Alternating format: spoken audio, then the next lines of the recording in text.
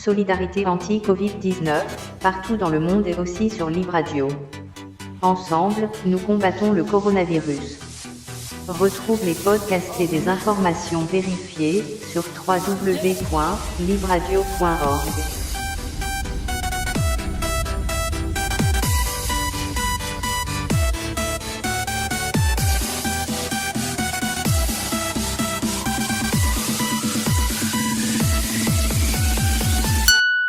Nous sommes en avril 2020, à l'aune de la crise sanitaire qui nous assiège, et nous sommes en compagnie d'Eugenia pour le Croissant Rouge Kurde en Suisse, pour la campagne que vous menez dans les dessins de levée des fonds à destination du Croissant Rouge Kurde, qui manque de tout, médicaments, infrastructures, matériels médicaux. Merci beaucoup pour l'invitation, c'est toujours un plaisir d'être avec vous.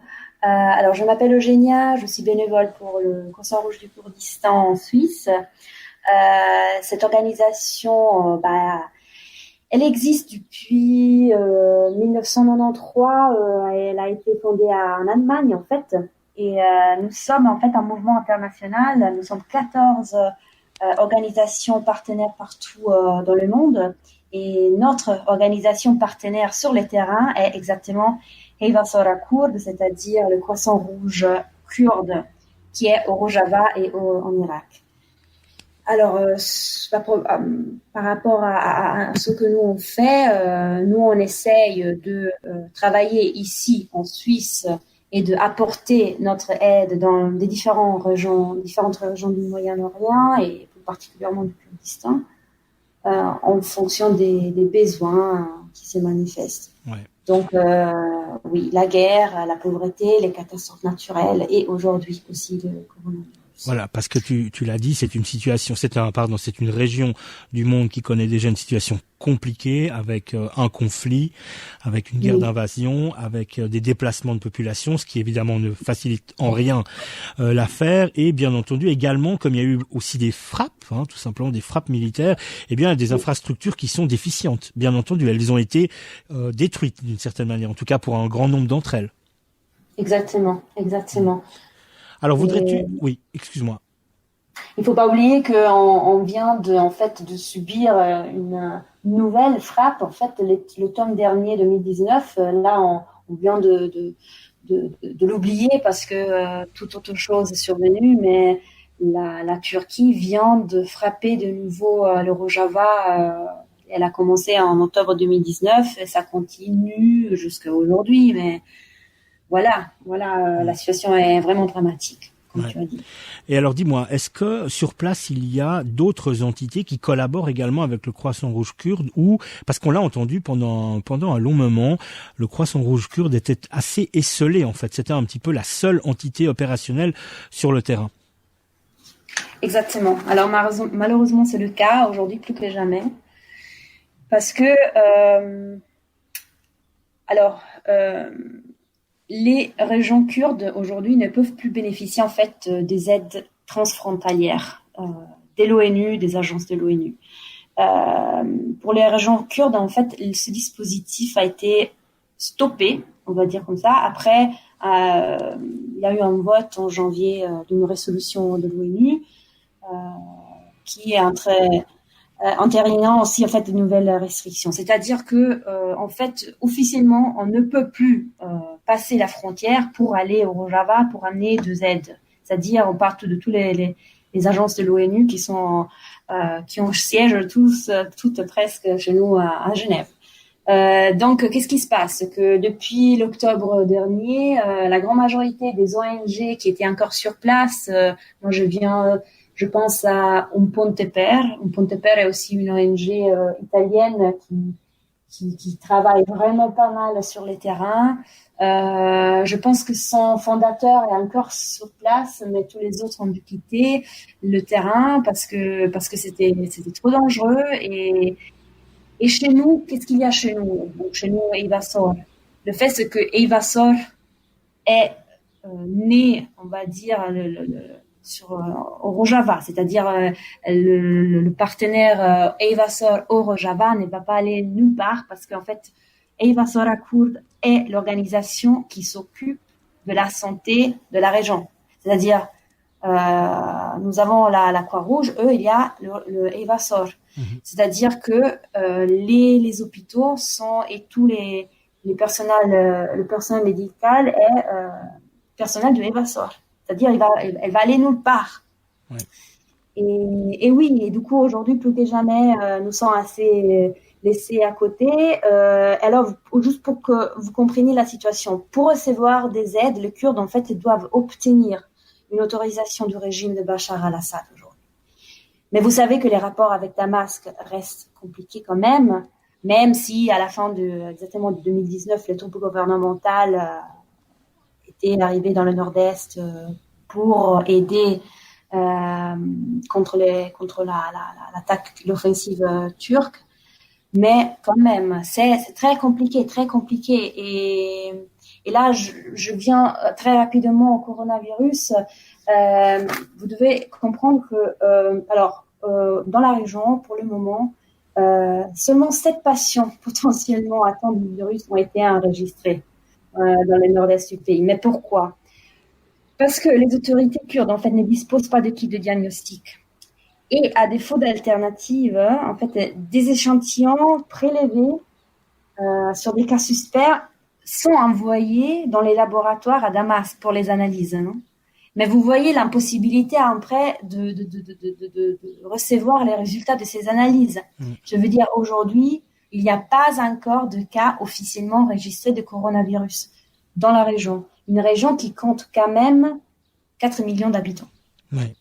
Appel d'urgence Covid-19, ça c'est vraiment ce qu'il faut immédiatement retenir. On trouve ça sur le site www.eyvasor.ch. Eyvasor, ça s'écrit HEYVASOR.ch. Faites un don pour sauver des vies. Alors on va immédiatement donner l'IBAN. L'IBAN c'est le numéro suivant, CH62 espace 0076 espace 7000, donc 730 espace L543 espace 3416 espace 5. On mettra bien entendu ce numéro au libellé de ce podcast. C'est à la Banque cantonale vaudoise que l'on peut faire ce don. Oui, c'est ça. Et par rapport au don, juste une petite remarque. Nous continuons à avoir malheureusement des difficultés par rapport à notre aide humanitaire. Donc, on vous conseille de ne pas mentionner dans le don le mot Kurdistan, parce que le mot Kurdistan apparemment fait très peur aux banques suisses.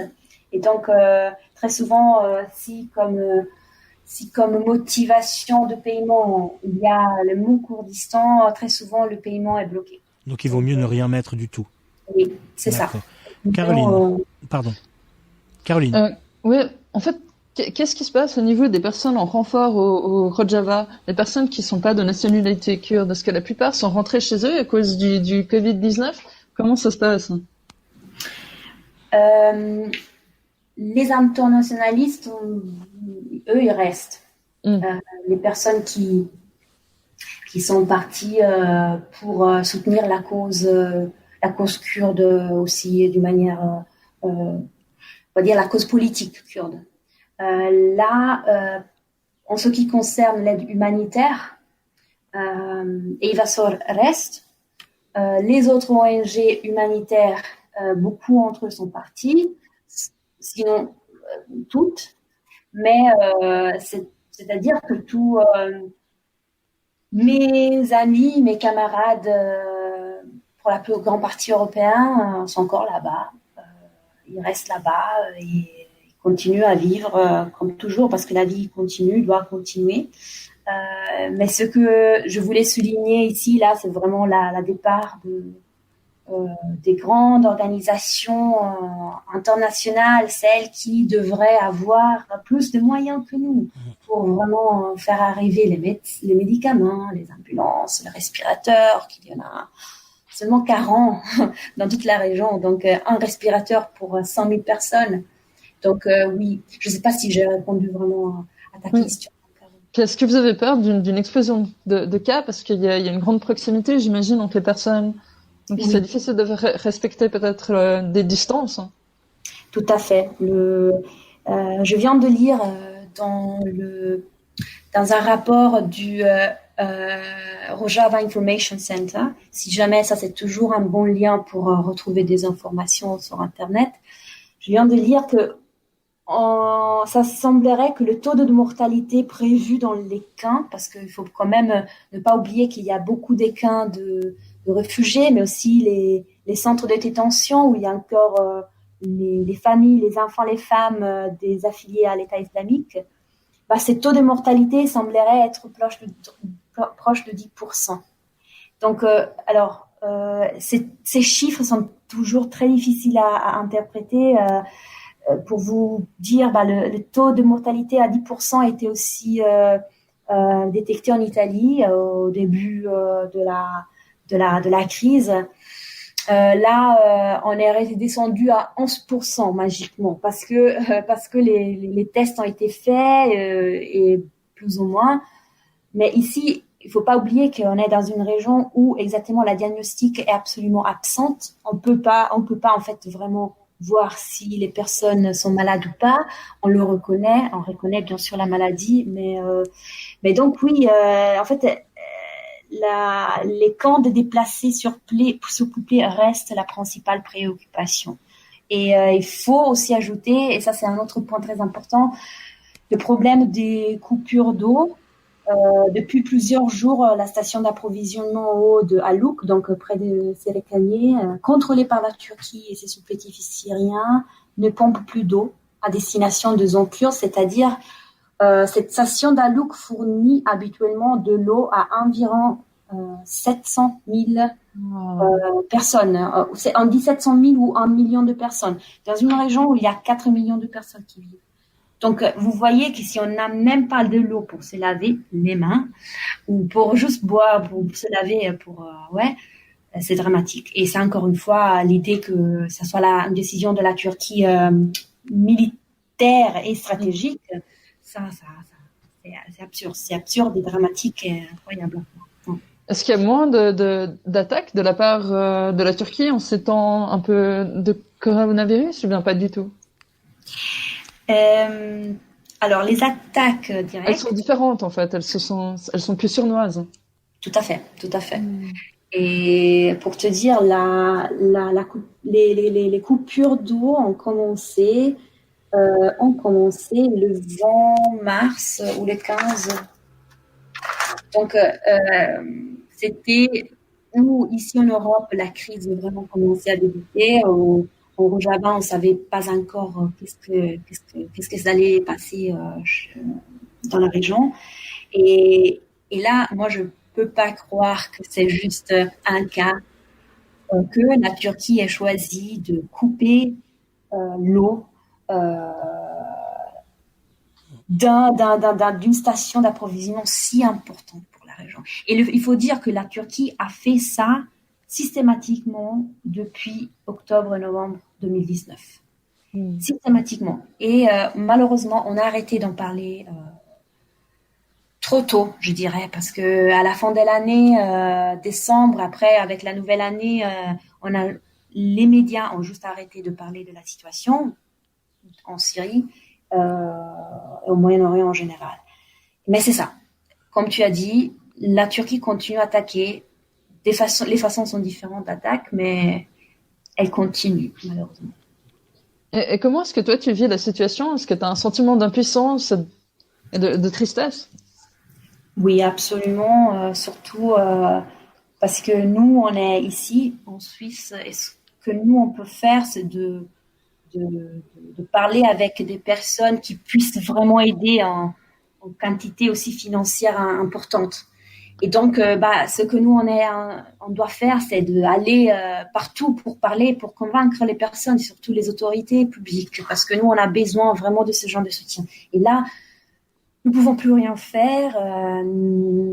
Là, heureusement, on est arrivé à présenter une demande de soutien à la ville de Genève. Là, on croise les doigts et j'espère vraiment que ça va marcher. Mais là, nous sommes, comme tout le monde, à la maison, confinés. On travaille sur Internet. On a lancé cette campagne sur Internet, mais La présidente et une autre collaboratrice de Eivazor avaient planifié de partir au Kurdistan irakien pour les vacances de Pâques, pour aussi voir l'avancement de projets qu'on est en train de réaliser là-bas, donc dont la construction d'un hôpital et la construction d'un centre pour les enfants avec des problèmes mentaux. Donc vous voyez que même dans le pratique, on peut pas se rendre là-bas, on peut pas avoir les résultats, ou les choses ne peuvent pas avancer. Et derrière, il y a toute une bureaucratie qu'on doit respecter, comme il faut montrer les déroulements de travaux, il faut montrer que le bâtiment a été construit pour l'hôpital, il faut après montrer pour obtenir de l'argent. C'est tout très compliqué, et là, c'est des problèmes, bien sûr, bureaucratiques, et des problèmes qui sont superflu, tu vas dire, mais en fait, c'est ce que nous, on fait tout le temps pour essayer d'aider matériellement les gens là-bas. Et là, on est juste devant les informations qui nous arrivent comme ça tout le temps, et on peut rien faire. C'est juste, on peut parler avec les gens. C'est pour ça que c'est tellement important que vous nous concédez, en fait, vous nous avez donné l'opportunité de parler ici, parce que on a exactement besoin de ça, non? C'est ça qu'il faut faire. Et quel est le lien entre la Croix-Rouge, le Croissant-Rouge kurde et la Croix-Rouge? Est-ce que vous êtes soutenu par la Croix-Rouge, ou au contraire, vous êtes complètement esseulé, livré à vous-même? Ça, c'est une question que les gens nous posent très souvent. Nous ne sommes pas liés au mouvement international de la Croix-Rouge, dans le sens où le mouvement international de la Croix-Rouge ne peut pas nous reconnaître officiellement. Mais heureusement, nous sommes en bon contact avec les collaborateurs qui s'occupent de la situation au Moyen-Orient, dans le mouvement de la Croix-Rouge. Et ça arrive que on a besoin des informations ou de l'aide réciproque, en fait, pour arriver à savoir certaines choses. Donc, non, nous ne travaillons pas parce que nous ne sommes pas officiellement reconnus, parce que parce que le Kurdistan n'existe pas en tant qu'État, et parce que le mouvement de la Croix-Rouge, du Croissant-Rouge, malheureusement, existe sur la base d'une organisation mondiale étatique. Et en étant le Kurdistan inexistant d'un point de vue politique, géopolitique, nous, on n'est pas reconnus. Mais on existe quand même. Et donc notre légitimité à exister a été quand même approuvée. Mais officiellement, nous ne sommes pas les bienvenus parmi les participants du mouvement international de la Croix-Rouge et du Croissant-Rouge. Ouais. Alors www.eivazor.ch, c'est le site internet sur lequel on trouve plein d'informations. Il y a également des photos, même on peut voir quelle est la situation sur place, et il y a évidemment le visuel de la campagne de soutien. Faites un don pour sauver des vies. Dis-moi, Eugenia, alors tu l'as dit, le Croissant Rouge kurde n'est pas reconnu, c'est-à-dire que il n'est pas reconnu au sein de la Fédération des sociétés de Croix-Rouge, j'imagine, des sociétés nationales de Croix-Rouge et du Croissant Rouge. Mais est-ce qu'on pourrait imaginer, est-ce qu'on pourrait espérer que le CICR, lui, puisse envoyer, par exemple, un avion hôpital ou du matériel ou des choses comme ça, ou si ça n'est pas le CICR, qu'interviennent des autres entités telles que Médecins du Monde ou Médecins sans frontières, ou est-ce que là aussi c'est compliqué et il faut d'abord en passer par une pression politique d'une certaine manière? C'est très compliqué. Il faut toujours, malheureusement, passer à travers l'autorisation étatique. C'est-à-dire que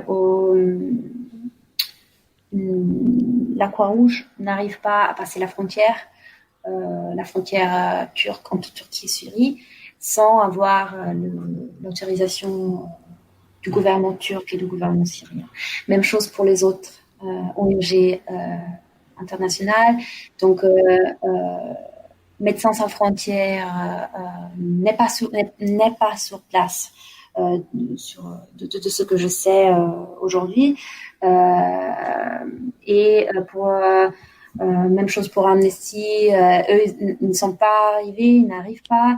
Il y a eu des essais dans le passé, mais c'est vraiment très compliqué parce que quand tu arrives vraiment devant un bloc, et ce bloc est le bloc de la frontière, et tu dois passer, et tu as toutes tes ambulances, et tu dois juste passer parce que tu vois que Sérékanié est juste à quelques mètres après la frontière. Je parle de Sérékanié parce que elle est l'une des villes les plus touchées, et dans cette ville, il y a aussi un hôpital très important et malheureusement presque détruit.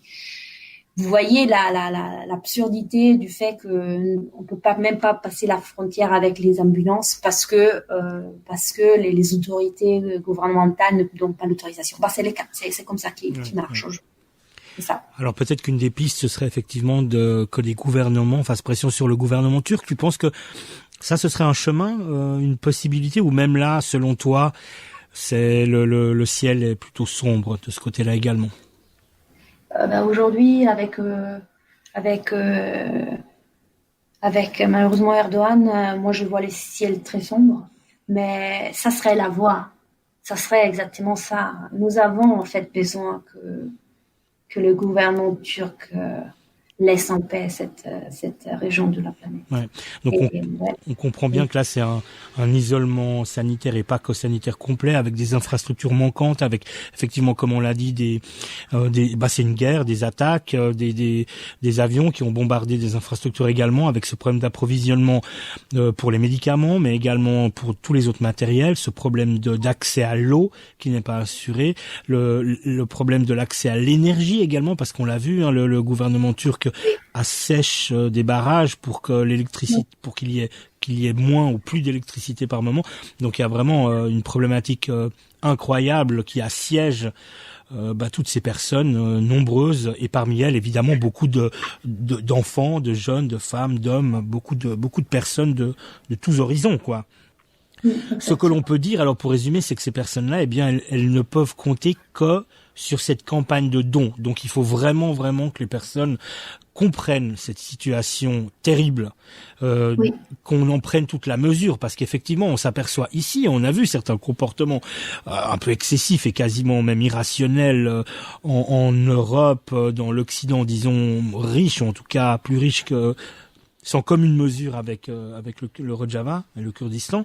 Eh bien, il faut vraiment s'imaginer une situation là-bas avec dans une situation de guerre, quoi. Donc il y a vraiment, c'est ça qu'il faut faire, c'est vraiment des dons. Oui, ça, c'est ce qu'il faut faire. Est-ce que, Eugenia, est-ce que vous avez déjà pu récolter un petit peu d'argent? Est-ce que tu sens qu'il y a quand même des personnes qui se solidarisent, ou est-ce que, eh bien, les personnes, comme elles sont touchées également par cette problématique-là, on sent qu'elles ont un petit peu du mal à s'intéresser à des terres qui sont peut-être éloignées et à des réalités qui sont peut-être éloignées de ce que l'on vit ici? Alors, moi, je suis très optimiste pour tout ce qui concerne la solidarité internationale. Absolument optimiste. Alors là, je suis désolée de parler tout le temps de l'argent, mais pour vous dire, novembre 2019, donc un mois après le commencement des attaques turques, le mouvement de Eyüp Sor avait déjà récolté et envoyé 500 000 euros. Génial. C'est énorme, je veux dire. Après, il y avait eu aussi ce don très bizarre par ce Die Partei, ce groupe politique de gauche de l'Allemagne, qui a donné 250 000 tout seul, qui nous a fait très plaisir. Mais pour vous dire que ça bouge beaucoup. Les gens sont touchés par ça, tout ce qui se passe. Ma peur, c'est qu'aujourd'hui, comme nous sommes aussi en crise ici en Europe, et pour nous c'est absurde de rester toute la journée à la maison. On devient complètement fou et folle, et on pense être une crise. Nous, on oublie en fait que ce que nous on doit supporter, c'est rien par rapport aux autres, mais on a la tendance à oublier ça. Malheureusement, c'est ça ma peur. Ouais. Et dis-moi, comment tu expliques ce désintérêt incroyable, ce silence assourdissant des médias de masse, clairement, mais également de la communauté internationale, parce qu'on entend très peu parler finalement de cette crise terrible qui afflige le Rojava, et on entend vraiment un silence terrible, voilà, sur des entités européennes, par exemple. Mais également du point de vue des médias, où on voit que c'est vraiment pas une actualité qui est relayée, si je me trompe pas. Oui, tout à fait, mais moi je pense que ça a commencé à s'affaiblir en décembre, fin décembre. Début janvier, on avait encore pu faire pas mal d'organiser pas mal de soirées de soutien. Mais après, cette crise du coronavirus au niveau mondial est arrivée chez nous. Et en fait, nous, on ne parle que de ça.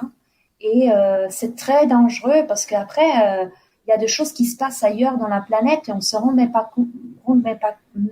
compte, mais il y a des personnes qui profitent du fait que l'Occident soit aveugle. Je parle d'Occident, bon. Mais bon, que nous, on est devenus en fait un petit peu aveugles parce que nous sommes touchés en premier là aujourd'hui et du coup, on oublie tout le reste. Et après, il y a des choses qui se passent un petit peu partout. Par exemple, je pense au Venezuela aujourd'hui, ce que les États-Unis sont en train de faire. Je parlerais presque d'une invasion militaire, mais personne n'en parle. Moi, j'entends très peu dans les médias, même si c'est quelque chose d'absolument inacceptable. Même chose dans le Moyen-Orient, ce qui se passe, par exemple, ce qui se passe en Grèce, dans les îles ou dans le camp de Moria, par exemple, on parle très peu. Où tous les migrants qui sont encore en train de mourir dans la mer Méditerranée, ben on parle. On a même la Ligue en Italie a arrêté de parler de ça. Je veux dire, ça c'était son point fort de parler de ça tout le temps. Mais là, on est devenu aveugle parce qu'on est en train de souffrir nous aussi et ça fait que notre souffrance devient plus importante que la souffrance des autres. Et malheureusement, moi, je pense que c'est le cas aujourd'hui. Très bien. Écoute, Jenny, on arrive doucement au terme de cet entretien. On va continuer, bien entendu, de vous épauler au mieux de nos moyens et puis de se tenir en alerte, certainement. Voudrais-tu nous dire, pour en terminer, quel est, selon toi, l'état d'esprit sur place du corps médical, de l'ensemble des personnels de santé, si tu sais quelque chose, parce que j'imagine que les infos également sont rares, et également quel est l'état d'esprit des populations. Est-ce que nous sommes dans une situation où, comme on l'a vécu, en tout cas en Suisse, il y a eu un moment presque de panique, hein, on peut le dire, quoi. Les gens se sont précipités pour accumuler des objets totalement inutiles, des choses comme ça. Ou est-ce qu'on a là-bas, avec des mesures des gestes barrières et des mesures de confinement, parce qu'on sait que l'organisation politique est tout à fait singulière, qu'elle est extrêmement populaire, qu'elle est extrêmement démocratique et horizontale au Rojava. Est-ce que du coup, on a quand même une population qui est plus dans la rationalité et dans la volonté d'une protection collective ensemble, avec des agissements qui sont altruistes et solidaires? Alors, je peux pas répondre à tout parce que j'ai pas les informations, donc je vais juste dire ce que je sais. Je sais que il y a un confinement mis en place aujourd'hui dans la région. Je sais que l'investissement de la part du personnel de médecins et des personnels soignants est très fort. Ce que je peux te dire, c'est que j'ai pas encore reçu de nouvelles par rapport à une panique généralisée comme on a eu ici en Suisse et en Europe. Mais ce que je peux te dire, c'est qu'on a reçu un nombre incroyable de messages de soutien vers l'Italie, de la part de toute la communauté kurde. Mais quelque chose d'incroyable. Je veux dire, ça m'a touché énormément, bien sûr, en tant qu'Italienne, mais jusqu'à la semaine passée, on a reçu vraiment des vidéos, des messages, des mails, une campagne hashtag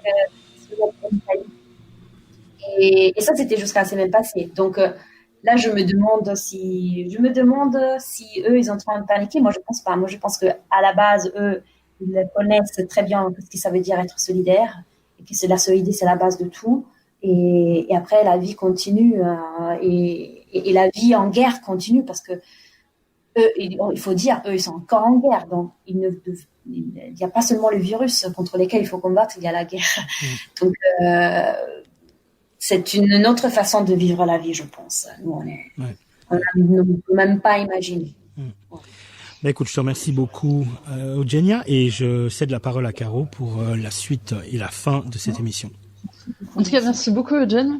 Moi, j'aurais juste une question. Toi, tu as un parcours très, très, très atypique. Comment est-ce que tu es venu à te sentir autant solidaire et touché par le sort des militants kurdes? Parce que tu as appris le kurde, non? De zéro. Alors, je suis en train d'apprendre, mais moi, en fait, j'avais étudié le turc, imaginez-vous. Non, alors, moi, j'ai passé une grande partie de ma vie en Allemagne, à Hambourg, et j'ai été toujours très politisée, on va dire, et dans les milieux solidaires de la gauche d'Hambourg, le combat pour à soutien du peuple kurde était vraiment la base. Donc oui, et donc je suis grandie en fait avec cet amour pour la cause. Quand j'étais plus jeune, donc à Hambourg, j'étais militante.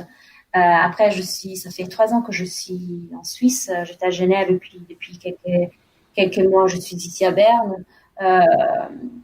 Alors, j'ai voulu en fait changer parce que il faut dire, j'ai aussi perdu beaucoup de camarades et donc j'ai dû aussi réfléchir à mon investissement dans la cause et j'ai décidé que pour être active aujourd'hui ici sur les terrains suisses, j'avais besoin de rentrer dans l'humanitaire et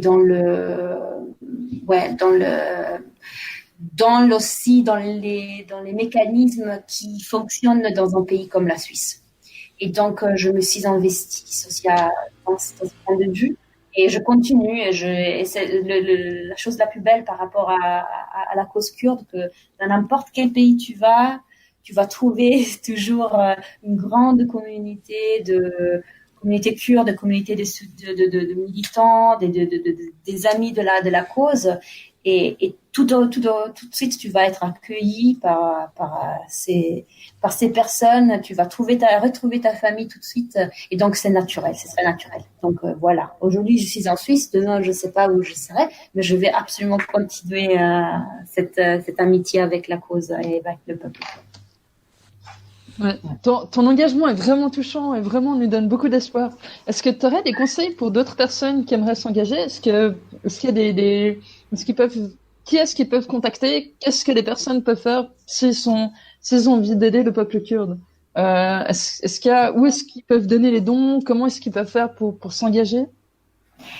Alors j'aurais dit, venez au Nevrot, qui est la nouvelle année kurde. Ça, c'était vraiment mars, donc on vient de fêter la nouvelle année kurde. Et donc, j'aimerais dire, venez au fait que nous, on organise très souvent, un petit peu partout, dans tous les cantons de la Suisse, très souvent pendant toute l'année. Aujourd'hui, c'est pas le cas, on peut pas faire ça. Donc, ce que je dirais, il y a différentes possibilités de s'engager. Si vous sentez de vouloir vous engager d'une manière plutôt politique, il y a un petit peu partout en Suisse, il y a toujours des Rojava Committee dans chaque canton. Là, déjà, il y a pas mal de personnes qui sont très aussi intéressées à connaître de nouvelles personnes qui sont aussi intéressés à participer.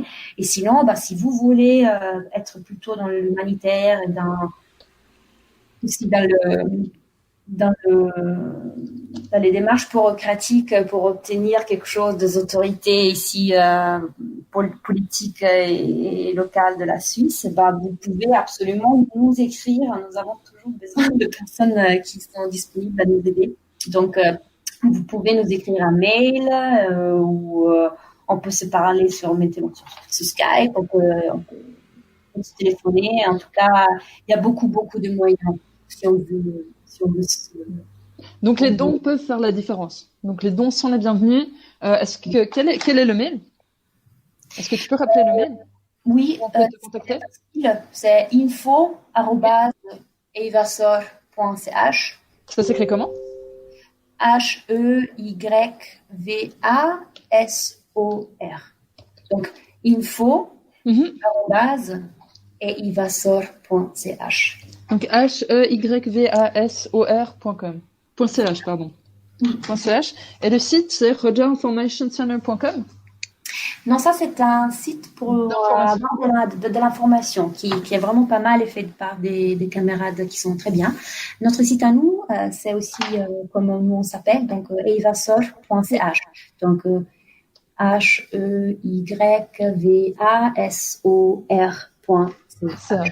Très bien. En tout cas, merci beaucoup. Merci très de venir témoigner, je pense que c'est important. Je pense que c'est hyper important ce que vous faites. Continuez comme ça, donner la voix à les personnes qui ont besoin de dire tout le temps quelque chose, de parler, comme moi.